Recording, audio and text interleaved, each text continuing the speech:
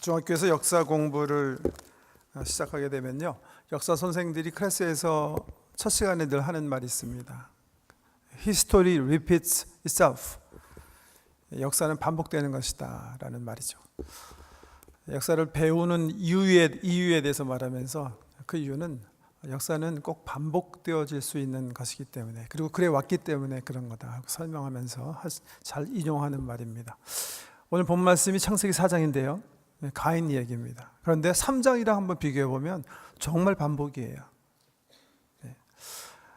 가인이 죄범해서 결국은 하나님으로부터 벌받고 축출되는 그런 사건인데, 그 발단이 어디에서 시작되는가? 가인이 가지고 있는 마음의 욕망이에요.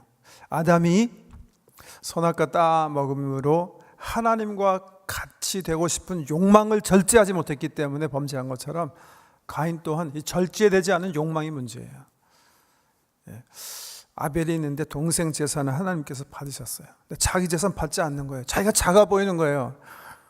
자기가 동생 아벨보다는 더 크고 더 높아지고 더 인정받아야 되는데, 그 인정받고 싶은 욕망, 최소한 더 같아지고 싶은 욕망, 자기가 실수했기 때문에 절제했어야 되는데 절제하지 못해요. 절제하지 못하는 욕망.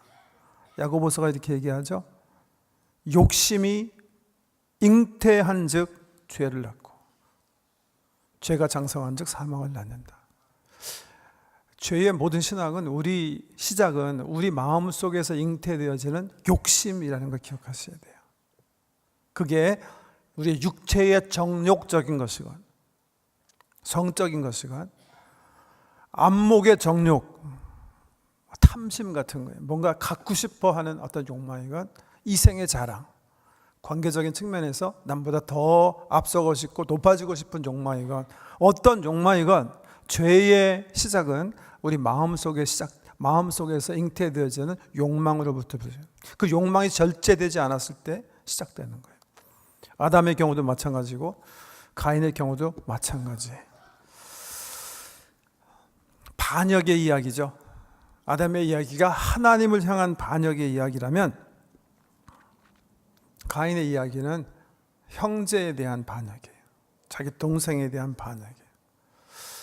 소재로 사용된 것이 동산 중앙에 있는 선과 악을 알게 하는 나무의 열매였어요.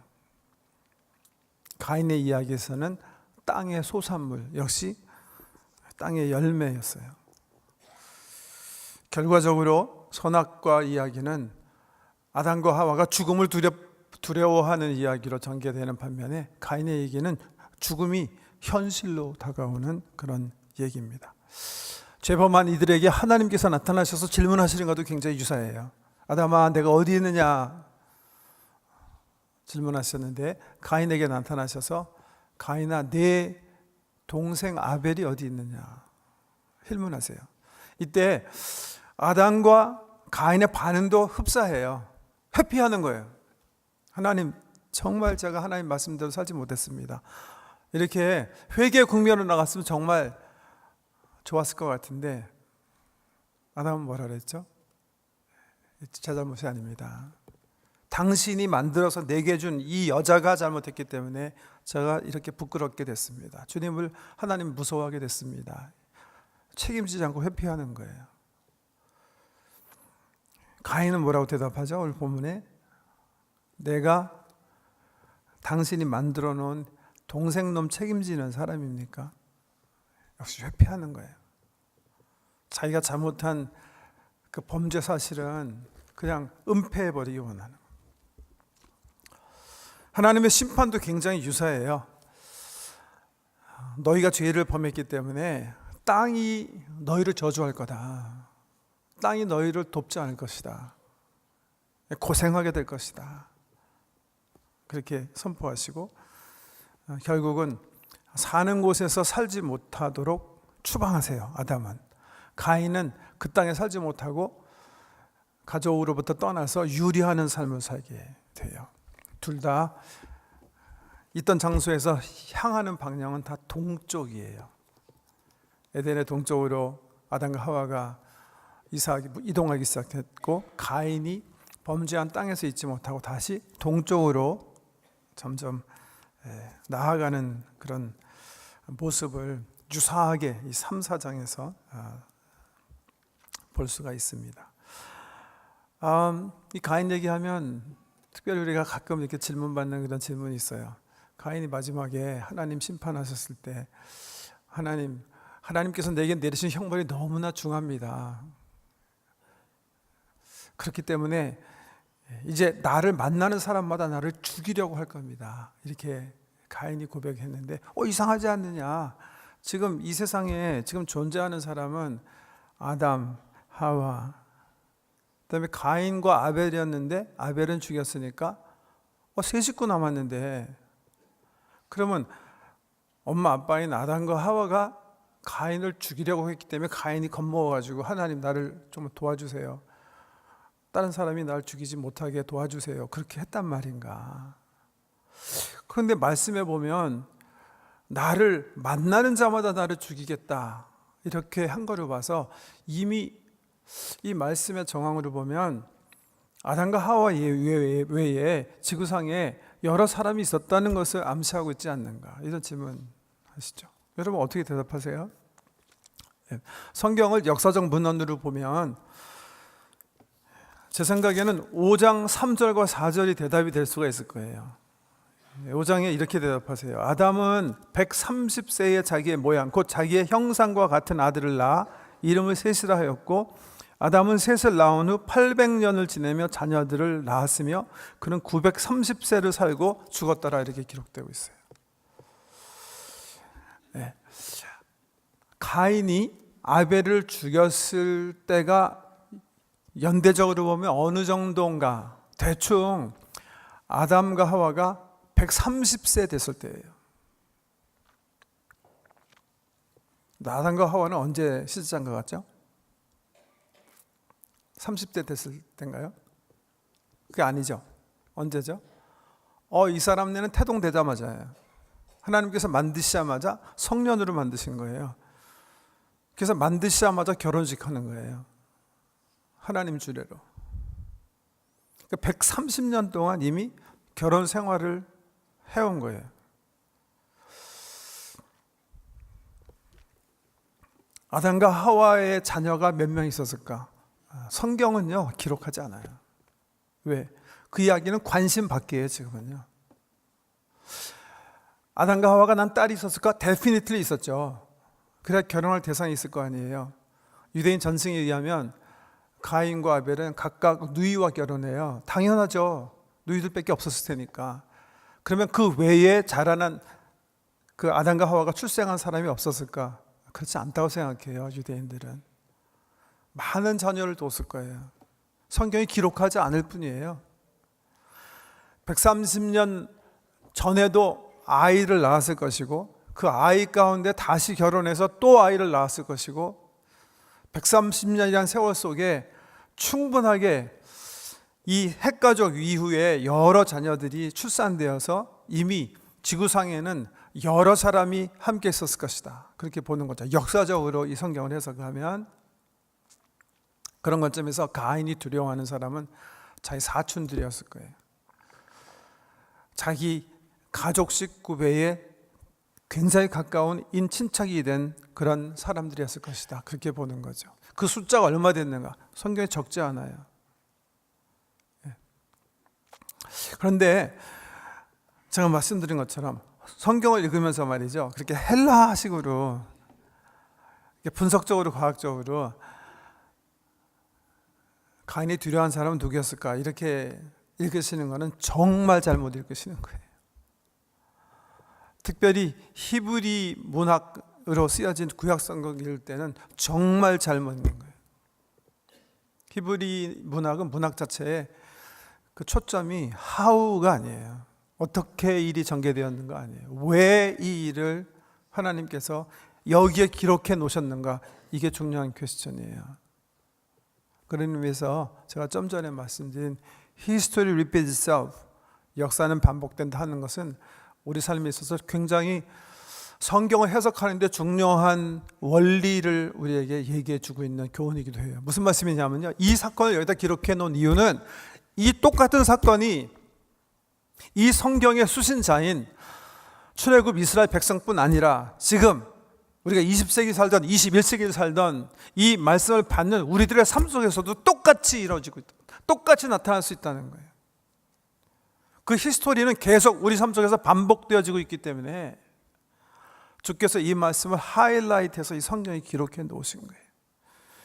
그렇기 때문에 이 사건은 지금 21세기에 사는 우리들에게도 주시는 확실한 교훈이 있는 거예요. 이 말씀의 처음 수신자인 3500년 전 이스라엘 백성에게도 똑같은 교훈을 하나님께서 말씀하시고 그 이후에 이 성경 말씀을 읽는 모든 사람에게 주시는 하나님의 중요한 교훈이 이 속에 담겨 있다는 거예요. 그게 뭔가 세 가지로 정리해서 말씀드리고 싶은데요. 첫 번째는요, 우리들의 삶은 우리가 맺는 하나님의 관계와 뗄래야 뗄 수 없는 관계에 있다는 거예요. 아니, 좀 내로하게, 좀 좁게 말씀드리면 우리 삶의 행복은요, 우리가 하나님과 어떤 관계를 맺고 있는가에 정비례한다는 거예요. 오늘 가인의 얘기인데요, 아담과 하와가 이제 에덴 동산에서 축출돼요. 어떻게 보면 다 하나님과 우리 인생의 관계는 끝난 것 같아요. 왜? 하나님께서 내쫓아 버리셨으니까. 그런데 놀랍게 4장을 딱 열어보면 우리 삶에 나타나는 어떤 문제를 제기하면서 다루는 주제가 예배에 대한 문제예요. 재물에 관한 문제예요. 가인이 드린 예배는 하나님께서 받지 않으시고 아벨이 드린 예배는 받으셨다. 또 이게 화근이 되어서 두 형제가 결국은 살인사건을 불러일으키는 엄청난 비극의 역사를 연출하는 내용인데요, 여러분 기억하세요. 우리는요, 우리 인생은 우리가 동산 안에 있던 동산 밖에 있던 하나님 의존하지 않으면 첫째 살 수 없는 존재예요. 동산 안에 있던 밖에 있던 우리는 하나님과 관계 속에서 하나님을 의지하지 않으면 안 되는 그런 존재예요. 서프라이즈하게 예배에 대한 이야기가 오늘 예배의 소재인데요, 오래전에 제가 어떤 우리 성도님 가게 운영하시는 데 방문해서 나눈 대화가 기억이 나요. 아침 일찍 일어나셔서 6시에 일어나셔서 잠깐 세수하시고 7시에 문 여셔서 그냥 혼자서 그냥 몸으로 일하시다가 아이 학교 보내고 도쿄에서 이제 온 아내에게 이제 오전 늦게 가게 맡기시고 도매상 가서 또 물건 구입하고 점심 간단히 때우신 다음에 아내가 도와주시는 틈을 타서 잠깐 낮잠 주무시고 또 아이들 학교 오기 전에 부인은 아이들 픽업하고 또 아이들 교육시켜야 하기 때문에 이제 집으로 돌아가시면 또 오후 2시, 3시 이후부터는 11시까지 계속 가게를, 그런 어떻게 보면 쳇바퀴 같은 생활을 계속 하시면서 고생하시는 성도님이세요. 저도 가게 해봤어요. 장가 가려고 한번 해봤는데 1981년 장가는 가야 되겠는데 돈은 없고, 학생 때인데요, 전 대학생 때 제 아내 대학교에서 만나서 결혼하게 됐는데 이 8월 달에 결혼을 하기로 하고 5월, 6월, 7월 달 돈을 벌어서 이제 장가를 가야지 그렇게 결심을 했는데 제일 돈 많이 벌 수 있는 그 짭을 찾기 위해서 그냥 봄 때 이제 막 연구를 하는데 하나 걸린 거예요. 그게 뭐냐 하면 토론토에 이렇게 가게를 여러 개 하시는 분이 계신데 저한테 5월, 6월, 7월 3개월 동안 가게를 전담케 하겠다는 거예요. 아침 7시에 나와서 11시까지 혼자서 일하는데 자기는 그 뭐라고 하죠? 물건만 이제 도매상에서 이렇게 배달만 해주면 네가 알아서 뭐 먹이고 해가지고서는 운영하라는 거예요. 보니까 계산해 보니까 일단 시간당 얼마 됐던, 시간이 기니까 이게 3달 일하니까 이게 꽤 장가갈 미천이 되는 거예요. 그래갖고 해봤어요 그냥. 저는 주일날은 못합니다. 그래갖고 이제 주일날은 그 아저씨가 하기로 하고, 저는 이제 월요일부터 토요일까지 7시부터 11시까지. 그러니까 이게 돈 쓸 시간이 없으니까 돈이 벌리더라고요. 저는 이 돈 쓰는 게 이게 좀 해퍼가지고 돈 모으지 못하는데, 이건 뭐 6시에 일어나고 가가지고서는 12시에 집에 오니까 쓸 참이 없는 거예요. 뭐 워시룸을 가던 뭐 밥을 먹으려면 먹고 맘대로 하라는 거예요. 그 가게에서 집어먹으려면 집어먹고, 문 잠그고 가서 뭐 식당 가서 얼른. 주인 아저씨가 그런 자유 주셔가지고 3개월 동안 해봤어요. 정말 힘들더라고요. 예. 첫 번째 달은 그냥 그런 대로 재밌어가지고 했는데, 이게 시간이 지나면 지날수록 피로가 이렇게 누적되기 시작하고 힘에 부치기 시작해서 3달째 자니까 이건 정말 힘든 거구나. 몸으로 한번 경험한 적이 있는데, 그런 마음을 가지고 그 교우님께 이제 위로한 거예요. 얼마나 힘드세요? 몇 년 동안 그 가게 하시면서 정말 고생하시고 계신 성도님 아픈 마음으로 이렇게 위로해 드렸는데, 그 성도님이 저한테 딱 굉장히 힘드시죠? 했더니 그분이 저한테 그러시는 거예요. 목사님, 저는요 한국에서 농사 지었는데 농사에 비하면 이거는 식은 죽 먹습니다. 제가 그 로맨틱한 생각에 저도 이제 은퇴하면 무슨 이렇게 귀농해야 되지 않을까, 뭐 그런 생각이 싹 사라져 버렸어요. 이게 세븐-11보다 더 힘든 게 농사구나. 그때 뭐 실전하신 분 통해서 들었는데요. 농사가 힘들 것 같아요? 양치기가 힘들 것 같아요? 중동 지방에서는 제가 생각하기에 농사 짓기가 훨씬 힘들어요. 가인은 열심히 땅 일구어서 곡물 추수해서 하나님께 드린 거예요. 아벨은 키우던 양 하나 잡아서 하나님께 드렸어요. 근데 하나님께서 아벨의 제사는 흠양하셨는데 가인의 제사는 받지 않으셨다는 거예요. 왜 그러셨을까? 왜 그러셨을까?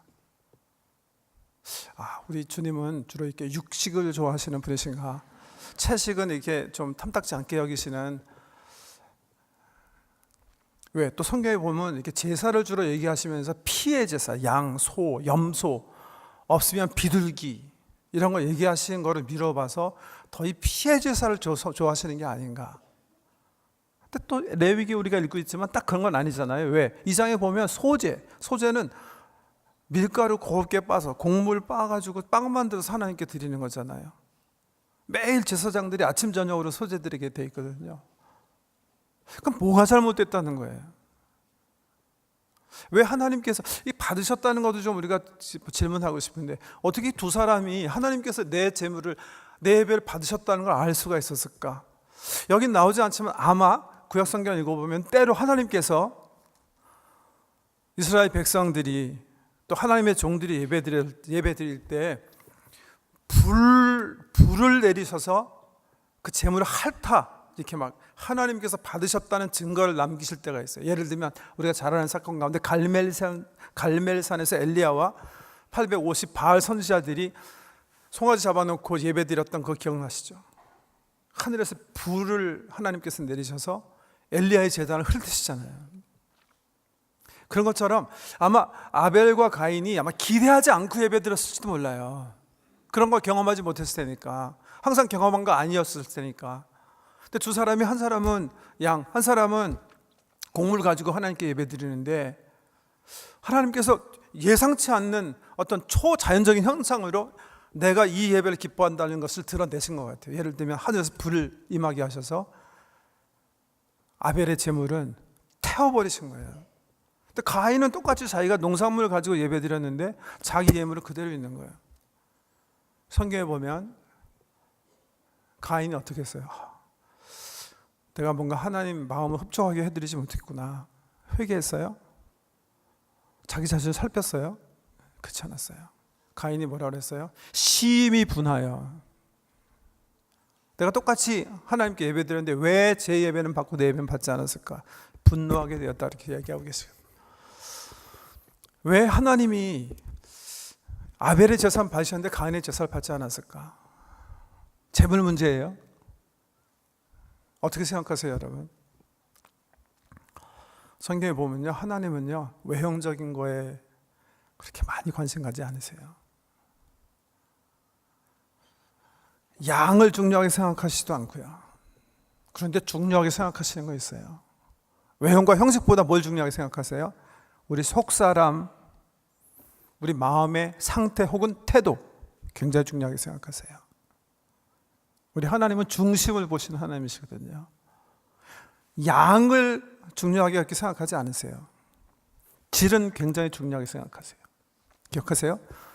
예수님께서 예루살렘에 오르셔서 성전에 올라가시는데 보니까 헌금궤에 두 사람이 헌금하고 있었어요. 한 사람은 굉장히 돈이 많은 사람이라 많은 양의 헌금을 헌금궤에 넣고 있었어요. 가난한 한 과부가 있었는데 그 여자는 정말 세상적으로 보면 보잘것 없는 양 동전 한 입을 넣고 있었어요. 주님께서 그 두 사람 보시면서 뭐라고 그러셨죠? 전자는 하나님께서 받지 않으셨는데 후자 동전 한 입 넣는 과부의 헌금을 예배를 받으셨다 그렇게 말씀하세요. 왜 그런 거죠? 과부는 가난한 중에 전 재산을 넣기 때문에가 아니라요, 그 한 입에 담긴 이 여인의 마음을 받으신 거예요. 예배는 우리 중심에서 나오는 신령과 진정이 반드시 담겨 있어야 돼요. 하나님께서 가인의 예배를 받지 않으신 이유는 그 마음 속에 진심이 없었기 때문에 그런 거예요. 그 중심이 하나님께 연락되지 않았기 때문에 그런 거예요. 히브리서 기자는 히브리서 11장 4절에서 그렇게 얘기해요. 아벨은 하나님께 믿음으로 예배를 드렸으므로, 믿음으로 아벨은 하나님께 예배를 드렸다. 그거에 대한 힌트가 오늘 성경 말씀에 이렇게 기록이 되어 있어요. 4절인데요. 아벨은 자기도 양의 첫 새끼와 그 기름으로 드렸더니, 3절에 보면 세월이 지난 후에 가인은 땅의 소산으로 제물을 삼아 여호와께 드렸고, 가인은 그냥 드린 거예요. 근데 아벨은요, 자기가 키우는 양 가운데 가장 순전하게 그리고 가장 자기가 사랑스럽게 여긴 양이 난 첫 새끼를 준비하여서 하나님께 드렸다는 거예요. 여러분 오늘 교회 오실 때 차에서 싸우고 오신 분 계시죠? 뭐 있으실 거예요. 네. 저는 주로 이제 제가 경험 안 한 것들은 말 안 하는 건데 지금 여기 우리 지금 한 200가정, 200부부 이상 앉아, 한 300부부 앉아 계시겠죠? 혼자 오신 분들 계실 테니까. 5년에 한 번씩 싸우면 여기에 오늘 싸우신 분이 있으실 거예요. 그렇죠? 계산적으로 하면. 오실 때 첫 차에서 싸우셨더라도 이 예배 통해서 여러분과 하나님 사이의 관계가 회복이 되시잖아요. 그러면 돌아가신 차에서는 여러분의 관계가 천국이 되시기를 축복합니다. 이게 오늘 성경에 주시는 교훈이에요. 아니, 실질적으로 오실 때 두 내외가 지옥을 경험하셨다면 그 이유는요, 두 분 중에 한 분 혹은 두 분과 하나님과의 관계가 이미 파괴된 상태에서 차를 차셨기 때문에 그런 거예요. 해결되지 않은 어떤 부분이 남아있었기 때문에 그런 거예요. 우리와 하나님의 관계는 반드시 수평적인 관계는, 수직적인 관계는 수평적인 열매로 우리 삶 속에 나타나는 거예요. 가인과 아벨의 문제는 두 형제만 있었으면 발생할 수 있는 문제가 아니에요. 어떻게 보면 이 성경의 핵심은 하나님이 문제의 동기예요. 하나님이 없었으면 우리 인생이 이렇게 다투지 않아요. 그런 의미에서 하나님이 문제의 핵심이라고 볼 수가 있어요. 그런데 그 하나님은 우리가 동산 안에 있던 동산 밖에 있던 제거할 수 없어요. 내가 그 하나님과 어떤 관계를 맺는가, 내 삶의 행복의 핵심에 서 있는 가장 중요한 주제예요. 내로하게는 작게는 예배예요. 저는 그래서요, 주일날 우리가 예배드리러 오면서요, 첫째 준비하면서 예배드려요. 5분 10분이라도 미리 여기 오셔서 마음을 준비하셔야 돼요.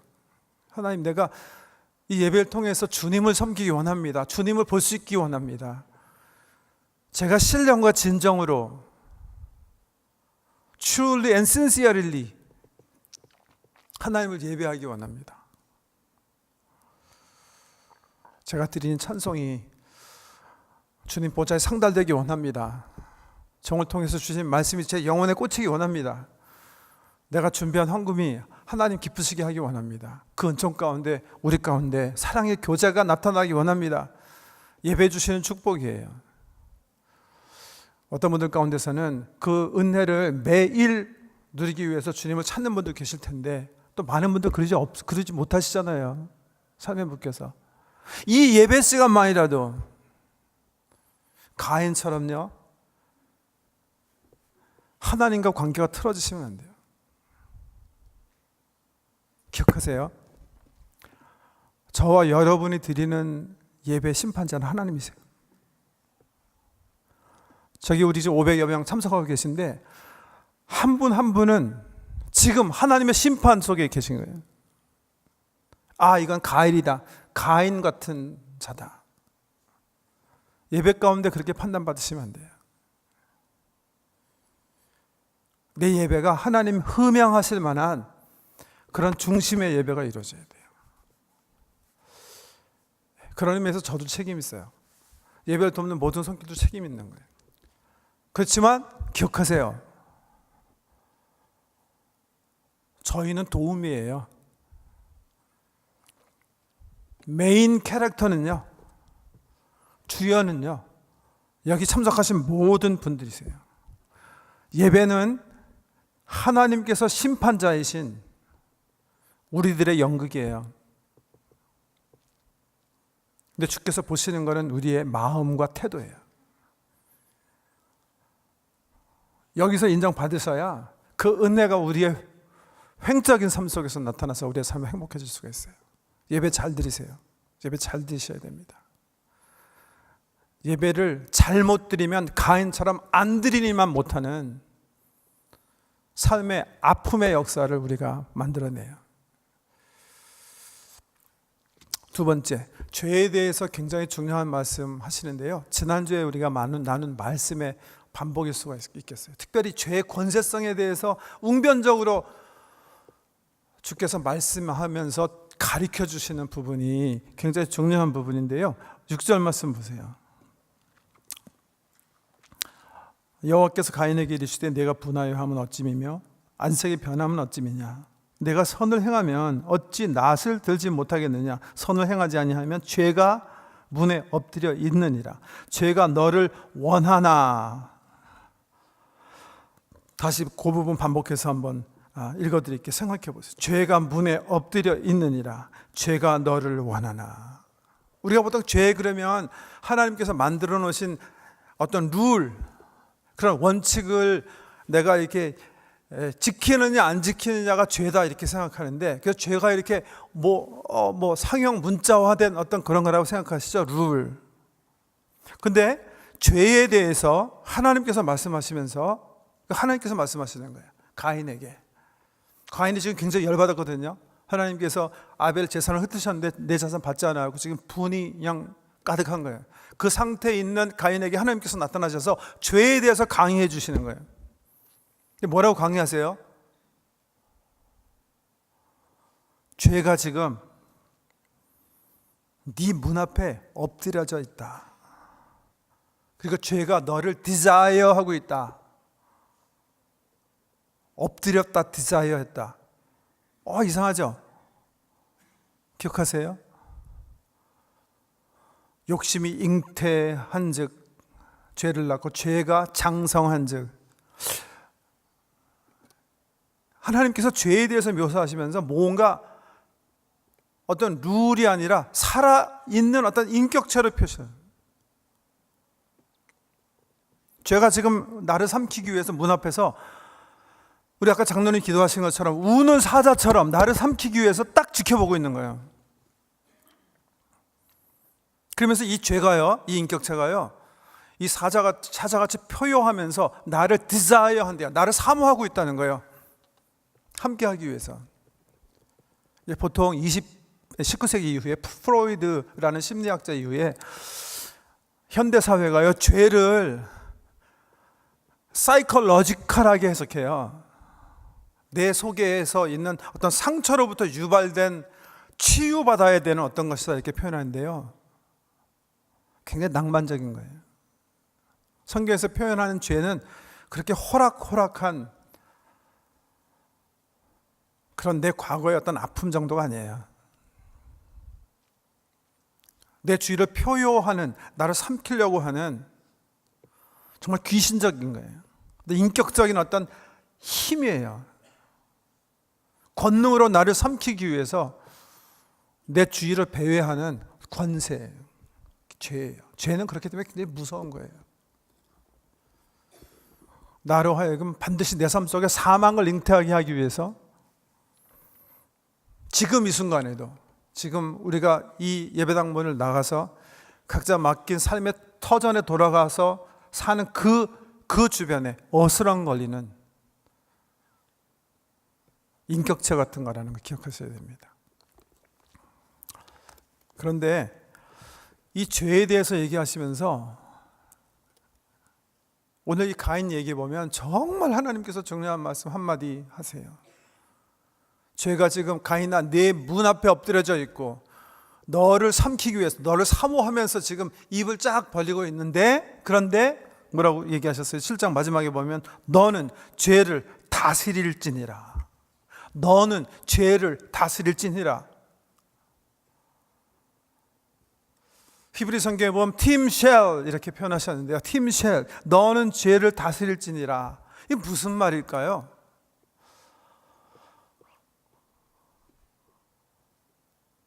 너는 다스리게 될 것이다 하는 예언적인 어떤 그런 말씀일까요? 아니면 꼭 다스려라, 넌 다스려야 돼, 명령하는 말씀일까요? 제가 묻는 이 질문 가지고요, 엄청나게 고민하면서 소설책을 쓴 작가가 있어요. 여러분 가운데 읽어보신 분 계실 거예요. 그 작품이 또 나중에 영화로 돼가지고 굉장히 또 명작으로 많이 전 세계적으로 본 작품인데, 그 작품의 이름이 뭘까요? 에덴의 동쪽. 영화 보신 분 계세요? 몇 분 안 계시네. 소설책 읽으신 분 계세요? 또 안 계시고. 그럼 영화도 안 보고 소설책도 안 보고 뭐 하세요 집에서? 뭐 되겠다. 여기 12학년 혹은 11학년 그 영어 시간에 그 어떤 데서는 이제 읽히는 작품이에요. 굉장히 뜩한 그런 책이지만, 이 창세기 4장 카인의 이야기, 그러니까 사실은 3장 아담의 얘기부터, 아담 하와의 이야기 아주 간단하게 써 있잖아요. 뭐 아담과 하와가 무슨 선악과 따먹는 왜 아무것도 안 했습니까? 그렇지만 성경의 관심은 다른 데 있는 거 아니에요. 여기에 있는 거기 때문에 그 사건 하나 기록해 놨잖아요.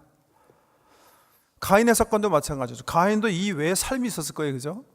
하지만 성경은 관심 없어요. 지금 우리에게 하려는 이유가, 하려고 하는 메시지 포인트가 있기 때문에 이 글 적어 놓으신 거기 때문에 관심 없는 거예요. 존 스타인백이요, 노벨 문학상 수상자죠. 작가적 상상력을 사용해서 이 가정, 그러니까 우리 인류의 그 최초의 가정이라고 볼 수 있는 아담의 가정, 특별히 이제 가인과 아벨의 관계, 이 가정 속에서 흐르는 죄의 능력, 이런 것들을 소재로 삼아가지고 20세기 초반에 미국 캘리포니아에서 사는 한 평범한 가정의 이야기로 작가적 상상력을 통해서 그려놓은 작품이 바로 이제 에덴의 동쪽, 아까 그랬죠? 아담도 동쪽으로 갔고 이 카인도 결국 동쪽으로 움직이는데, 하나님 없는 에덴 동쪽에서 펼쳐지는 인간의 역사를, 반복적인 역사를 그려놓은 작품이에요. 시간 있으신 분은 한번 보세요. 읽어보시고. 명작인데요. 뭐 여러 주인공이 등장하는데 아빠 이름은 아담이고요, 부인 이름은 케이스예요. 아담은 비교적 선량한 사람으로 등장한다면 케이스는 굉장히 품행이 좋지 못한 아내예요. 두 사람 사이에 쌍둥이가 태어나는데 첫 번째 아이는 아론이고요. 두 번째 아이는 칼이에요.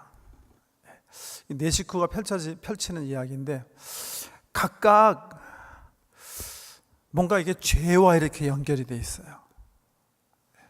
아담은 굉장히 선한 사람이지만 굉장히 부한 사람인데 나름 선하게 살려고 노력은 하고 있는데 그가 가지고 있는 부는 아버지께로 온 거예요. 그런데 아버지가 좋지 못한 방법으로 돈을 왕창 벌어서 유산으로 남겨진 돈일 뿐이에요. 아담 자신은 선량하게 살지만 그는 이미 그 돈을 유산으로 받음으로 죄와 어떤 관계를 가지고 살아가는 한 인생이고요. 그 아내는 굉장히 이 육체의 정욕을 이기지 못하는 그런 여인이에요. 결국 남편을 총으로 쏘고 재산을 훔쳐가지고서는 도망가요. 그래서 결국은 사창가를 전전하다가 사창가를 운영하는 여자가 돼요. 이 사실이 아이들에게 부끄러운 일이기 때문에 남편 아담은 이 중국 사람 리라는 사람과 함께 마치 자기 아내는 죽은 사람처럼 이렇게 은폐하고 아이를 키워요. 그런데 첫째 아이 아론은 굉장히 선량하고 선한 그런 성품이라 아버지 말씀 순종하면서 신학을 하고 주의 종이 될 것을 꿈꾸는 거예요. 근데 둘째는 굉장히 러프하고 약간 불량아로 성장하게 돼요. 그런데 너무 억울한 거예요. 아버지가 항상 형은 인정하는데 자기 인정하지 않아요. 그래서 아버지의 사랑을 받기 위해서 나가서 사업을 해가지고 큰 돈을 벌어요. 근데 그 사업이 뭐냐면 전쟁 중에 그 콩을 매수매도해가지고 돈을 약간은 부정직하게 많이 축적하는 거였어요. 그 돈을 가지고 선물로 아버지께 드리는데 아버지가 그 사실을 알고 인정하지 않아요. 너는 올바른 삶을 살지 않고 있다. 판단해요. 둘째 아들이 섭섭한 마음을 달랠 길이 없어가지고 아버지께 복수하고 싶은 마음으로 쌍둥이 형에게 아버지랑은 사실 비밀로 하기한 최근에 알게 된 사실 하나가 있는데 그 사실이 뭐냐면 자기 엄마가 살아있고 지금 청년촌을 운영하고 있다는 사실이에요. 그 사실은 전혀 순진한 마음으로 모르고 살고 있는 형에게 알려져요. 형은 청천벽력 같은 이 소식을 듣고요. 삶의 좌절을 절망감을 이기지 못하고 죽게 돼요. 그 사실을 안 아버지가 사실은 형을 죽인 것 같은 이 칼에게 찾아와서 죽기 전에 하는 말이 있어요. 팀 미셸. 오늘 주일 설교 제목이에요. 여기 4장 7절 맨 마지막에 있는 말씀이에요. 팀쉘, 너는 죄를 다스릴지니라 하는 말이에요. 죄가 내 문 앞에 너를 삼키기 위해서 지금 너를 사모하고 있지만 너는 죄를 다스려야 해 하는 그런 말인데요. 이 말이 존 스타인백한테는 굉장히 중요한 연구 대상이었어요. 그래서 그 소설을 보면 이 말에 대한 존 스타인백의 주해죠. 이해가 그 주인공들에 의해서 이렇게 토의되고 나누는 그런 부분이 나와요. 그 부분을 제가요 읽어드릴게요.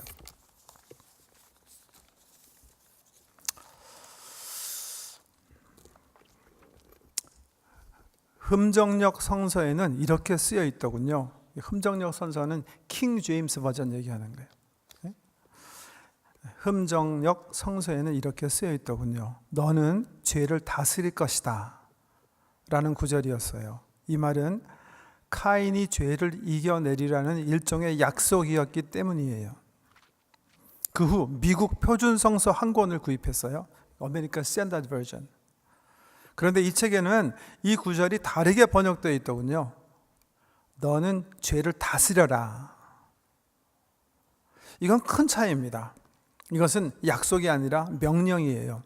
그래서 곰곰이 생각해 봤지요. 도대체 히브리 원전에 어떻게 쓰여 있기에 이렇게 각각 다른 번역이 나왔을까 궁금했어요. 미국 표준 성서에는 인간에게 죄를 저지르고 싶은 충동을 극복하라고 명령을 내려요.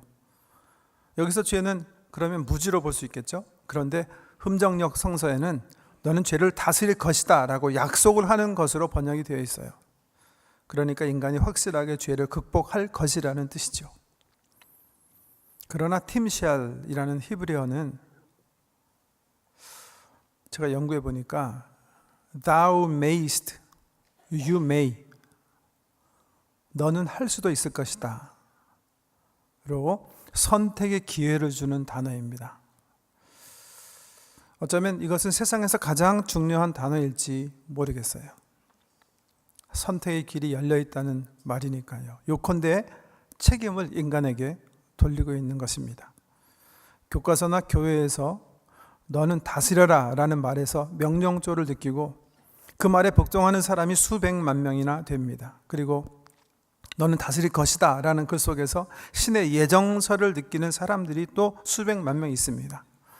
인간이 어떤 행동을 한다고 해도 미래를 좌지우지할 수 없다는 뜻이죠. 하지만 너는 다스릴 수도 있을 것이다 하는 말은 다릅니다. 이 말은 인간을 위대하게 만들고 인간을 신들과 동등한 자리에 올려놓습니다.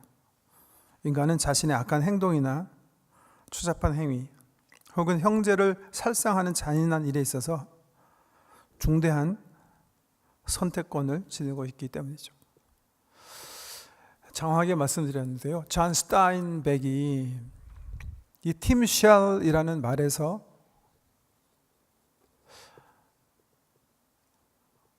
하나님께서 인생을 만드셨을 때 다른 존재에게는 주지 않은 놀라운 복을 포인트하다. 놀라운 복을 지적하는 거예요. 그게 뭐예요? 자유.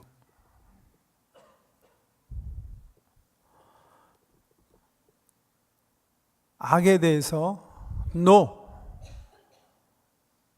할 수 있는 선택의 자유.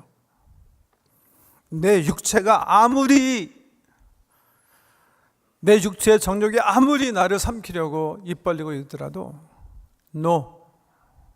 아무리 내가 남을 억누르고 싶고 교만하고 싶고 이기고 싶고 힘의 자리에 앉기 원하는 마음이 꿈틀거리더라도 NO.